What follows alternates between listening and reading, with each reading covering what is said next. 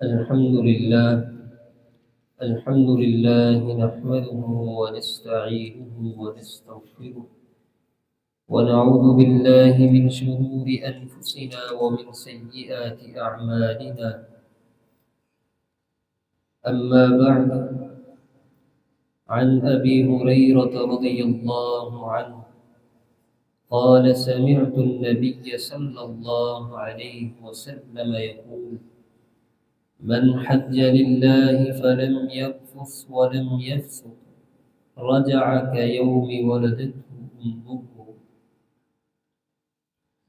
عزیزان گرامی، ایام حج شروع ہو چکے ہیں. لاکھوں عازمین حج اس عظیم رکن کی ادائیگی کے لیے کچھ جا چکے ہیں، کچھ تیاری میں ہیں. اس عظیم موقع پر دعا گو ہیں کہ اللہ جتنے بھی مسلمان اس سال سفر حج کے لیے روانہ ہو چکے ہیں، اللہ ان سب کی حاضری قبول فرما، اور جو نہیں جا سکے آئندہ سال انہیں بھی اپنے گھر بلانے کی سعادت نصیب فرما. یقیناً یہ سفر اور اس رکن کی ادائیگی کے لیے اپنے آپ کو تیار کرنا بہت بڑی خوش نصیبی کی بات ہے، اور یہ اسلام کا رکن ہے. اس رکن کی فرضیت قرآن و حدیث سے ایسے ہی ثابت ہے جس طرح نماز، زکوٰۃ، روزہ، دیگر عبادات کی فرضیت قرآن و مجید سے ثابت ہے. اسی طرح حج کی ادائیگی، اس رکن کو ادا کرنا، اس کی فرضیت بھی ثابت ہے. رسول اللہ صلی اللہ تعالی علیہ وسلم نے اس حدیث مبارکہ میں ارشاد فرمایا کہ جو بھی شخص حج کے سفر پر نکلتا ہے اور دوران حج کوئی لغو بات نہیں کرتا، فسق و فجور سے کام نہیں لیتا، البتہ ہر اس کام سے اپنے آپ کو محفوظ رکھتا ہے جسے شریعت برائی کے زمرے میں شمار کرتی ہے. نبی علیہ السلام ارشاد فرماتے ہیں، جب یہ بندہ مومن اس سفر کی ادائیگی سے پلٹتا ہے تو اس طرح گناہوں سے اس کو پاک صاف کر دیا جاتا ہے جس طرح کہ اس کی ماں نے اسے آج کے دن جنم دیا ہو. مثلا جس طرح ایک بچے کی ولادت ہوتی ہے اور گناہوں سے وہ پاک ہوتا ہے، اسی طرح حج کی ادائیگی کے بعد اس خوش نصیب انسان کو بھی گناہوں سے پاک کر دیا جاتا ہے. حج کی ادائیگی کے لیے شریعت اسلامیہ نے 4 طرح کی شرائط مرتب کی ہیں. جو بھی مومن حالت ایمان کے اندر اس سفر کی ادائیگی کا ارادہ رکھتا ہے، اللہ کے نبی علیہ السلام نے ارشاد فرمایا، اس خوش نصیب انسان کو چاہیے کہ وہ کلمہ توحید کا پابند ہو، دائرہ اسلام میں مکمل طور پر داخل ہو. ایسا نہ ہو کہ بظاہر تو اسلام کا دعویٰ کرے لیکن اس کی اندرونی معاملات، اندرونی محبتیں دیگر مذاہب کے لیے، دیگر ادیان کے لیے ہوں. حج اتنا عظیم رکن ہے، اس کی ادائیگی کے لیے شریعت اسلامیہ نے سب سے بڑی شرط اگر کوئی رکھی ہے تو وہ اسلام اور عقیدہ توحید کی رکھی ہے. اس کے بعد دوسری شرط شریعت اسلامیہ نے اس رکن کی ادائیگی کے لیے عاقل ہونا رکھی ہے کہ اس رکن کو ادا کرنے کے لیے اس انسان کا عقل مند ہونا، باشعور ہونا ضروری ہے.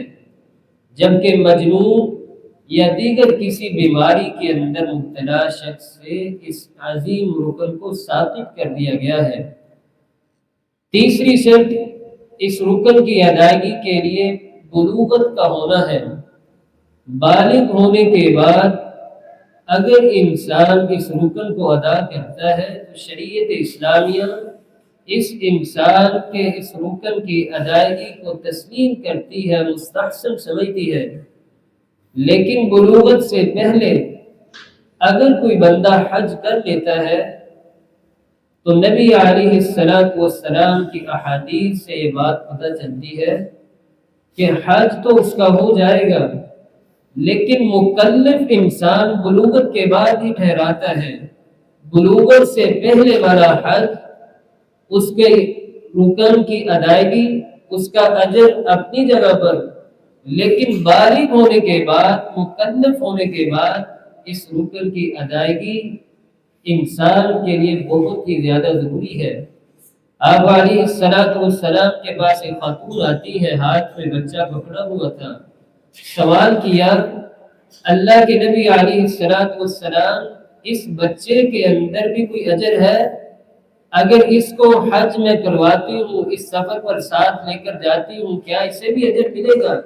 آپ علیہ السلام نے ارشاد فرمایا، جی ہاں اجر ہے، لیکن بالغ ہونے کے بعد شریعت اسلامیہ نے جو اس رکن کی تاکید کی ہے، اس وقت اسے ادا کرنا بہت ضروری ہوگا۔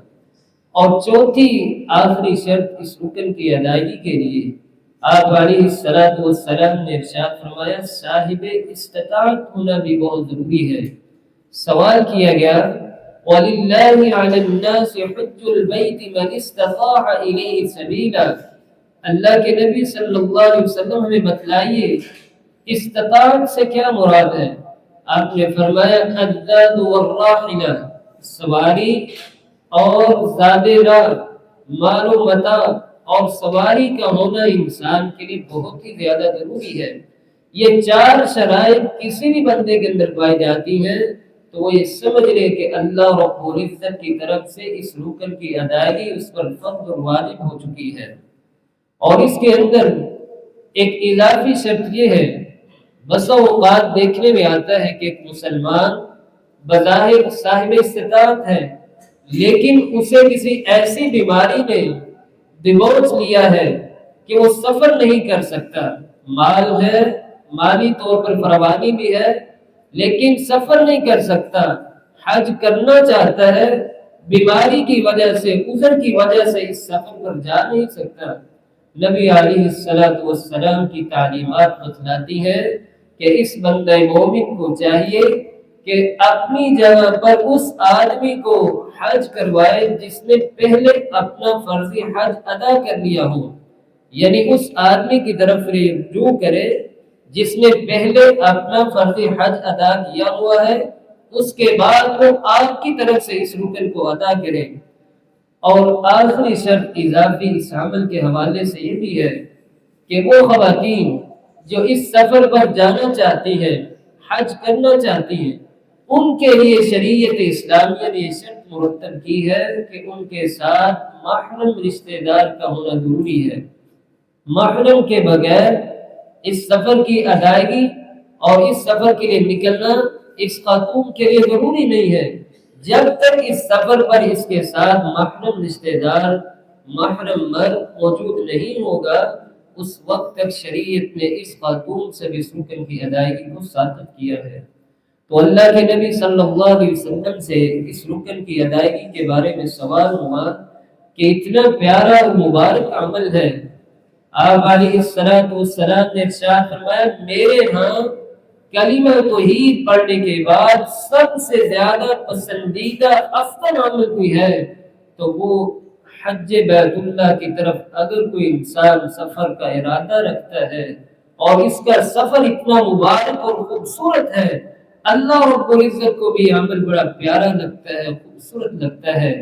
اور دیگر حدیث کو ملایا جائے، آپ نے فرمایا اگر کوئی بندہ مومن حج مبرور کر لیتا ہے، حج مبرور سے مراد ایسا حج جس میں کسی قسم کی برائی کو اختیار نہیں کرتا، ہر دم، ہر قول اور فعل کے اندر سچائی اس کے ساتھ ضامن ہوتی ہے۔ آپ علیہ السلام نے ارشاد فرمایا، اس حج کا کوئی اجر ہے ہی نہیں سوائے کہ اسے جنت الفردوس کا داخلہ نصیب فرما دیا ہے۔ تو مجھے اور آپ کو چاہیے کہ ان حالات کے اندر ہمیں اپنی دعاؤں کا جائزہ بھی لینا چاہیے کہ ہم دیکھتے ہیں ہمارے عزیز و قربا رشتے دار ان ایام کے اندر سواری کے لیے اور اس سفر کے ارادے کے لیے تیاری کر رہے ہوتے ہیں. ہمیں بھی چاہیے کہ ان کو دیکھ کر حسرت پیدا کرے، تمنا پیدا کرے، خواہش پیدا کرے اور دعا کا اہتمام کرے کہ اللہ ہمیں بھی اس عظیم رکن کی ادائیگی کے لیے توفیق نصیب فرما، مالی اعتبار سے، بدنی اعتبار سے ہمیں طاقت نصیب فرما کہ آئندہ سال ہم بھی اس رکن کی ادائیگی کے لیے تیار ہو سکے. لیکن پیارے پیغمبر علیہ السلام نے ارشاد فرمایا اگر کوئی انسان چاہتا ہے کہ حج کے اجر کو وہ پہنچ جائے، بظاہر اس نے حج نہیں کیا لیکن حج کے برابر وہ اجر چاہتا ہے، آپ علیہ السلام ارشاد فرماتے ہیں اس انسان کی خیریت دریافت کرتے رہنا جس گھر کا کوئی فرد سفر حج کے لیے نکل چکا ہے، اس کی عدم موجودگی میں اس کے گھر والوں کی خیریت دریافت کرنا، ان کی ضروریات کو پورے کرتے رہنا، یہ اتنا مبارک اور عظیم عمل ہے کہ اگر خالصتاً خلوص نیت کے ساتھ اس عمل کو ادا کرتا ہے، نبی صلی اللہ علیہ وسلم کی حدیث کے مطابق اس انسان کو بھی مکمل حج کا اجر و ثواب عطا کر دیا جاتا ہے. اللہ تعالیٰ سے دعا ہے اللہ تعالیٰ مجھے اور آپ کو زیادہ سے زیادہ نیک اعمال کرنے کی توفیق نصیب فرمائے. وآخر دعوانا الحمدللہ.